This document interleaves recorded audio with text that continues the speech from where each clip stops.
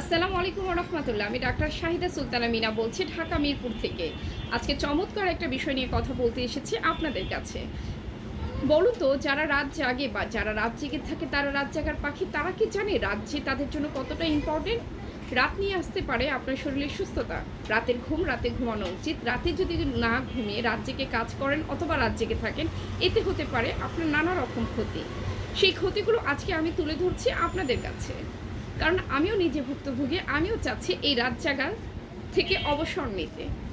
রাত জাগার ফলে হতে পারে, দেখেন, একটা মানুষ যখন সারা রাত জেগে থাকে, এই সারা রাত জাগার ফলে তার শরীর খুব দুর্বল লাগতে থাকে পরের দিন। এতে তার মাথা ব্যথা করে, মাথা ঝিমঝিম করে, কোনো কাজে মন বসে না, উদাস লাগে এবং কোনো কাজের গুরুত্ব থাকে না, অল্পতেই রেগে যায়। দেখতে পাচ্ছেন রাত জাগার ফলে কত রকম ক্ষতি হয়। শুধু কি তাই, এই রাত জাগার ফলে হতে পারে আপনার উচ্চ রক্তচাপের সৃষ্টি। রাত জাগার ফলে ডায়াবেটিস বেড়ে যায়, রোগ প্রতিরোধ ক্ষমতা কমে যায়।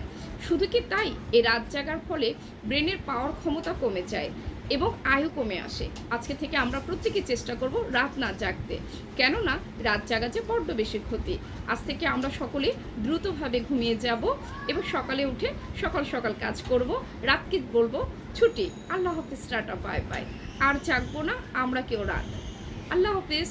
সকলে সুস্থ থাকবেন, স্বাভাবিক থাকবেন এবং ভালো থাকবেন।